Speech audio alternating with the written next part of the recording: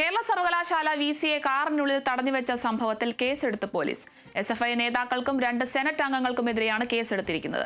കേരള സർവകലാശാല രജിസ്ട്രാറുടെ പരാതിയിലാണ് കേസ്. ജാതി അധിക്ഷേപം നടത്തിയെന്ന കേസിൽ ആരോപണ വിധേയനായ ഡീൻ വിജയകുമാരിക്കെതിരെ സർവകലാശാല ആസ്ഥാനത്ത് നടന്ന പ്രതിഷേധത്തിനിടെയാണ് സംഭവം.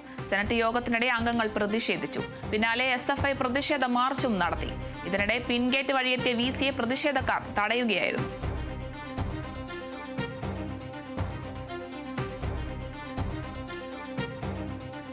വിവരങ്ങളുമായി സൂര്യഗായത്രി ചേരുന്നു. സൂര്യ, കൂടുതൽ വിവരങ്ങൾ എങ്ങനെയാണ്?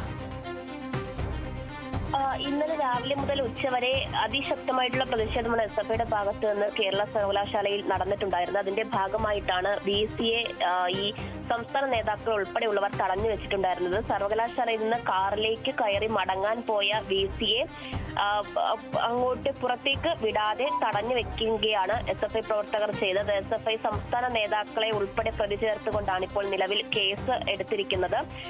എസ്എഫ്ഐ സംസ്ഥാന നേതാക്കളും അതുപോലെ തന്നെ 2 സെനറ്റ് അംഗങ്ങളുമാണ് ഈ കേസിലെ പ്രതികൾ. കന്റോൺമെന്റ് പോലീസാണ് കേസ് എടുത്തിരിക്കുന്നത്.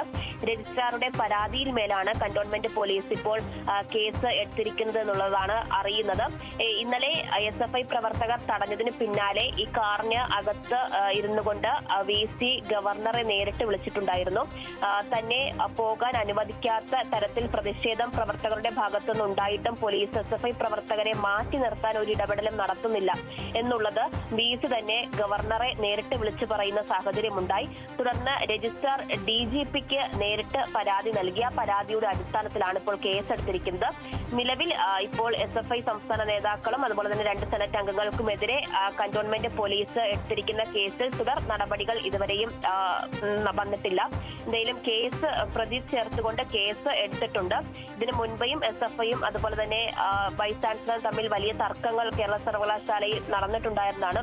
ഒരു ഇടവേളയ്ക്ക് ശേഷമാണ് വീണ്ടും കേരള സർവകലാശാലയിൽ വിസിയും അതുപോലെ തന്നെ എസ്എഫ്ഐയും കൊമ്പുകോർക്കുന്നത്.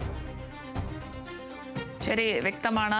കേരള സർവകലാശാല വിസിയെ കാറിനുള്ളിൽ തടഞ്ഞുവെച്ച സംഭവത്തിൽ എസ്എഫ്ഐ നേതാക്കൾക്കും 2 സെനറ്റ് അംഗങ്ങൾക്കുമെതിരെ പോലീസ് കേസെടുത്തിരിക്കുന്നു. കൂടുതൽ വിവരങ്ങൾ നൽകിയത് സൂര്യഗായത്രിയാണ്.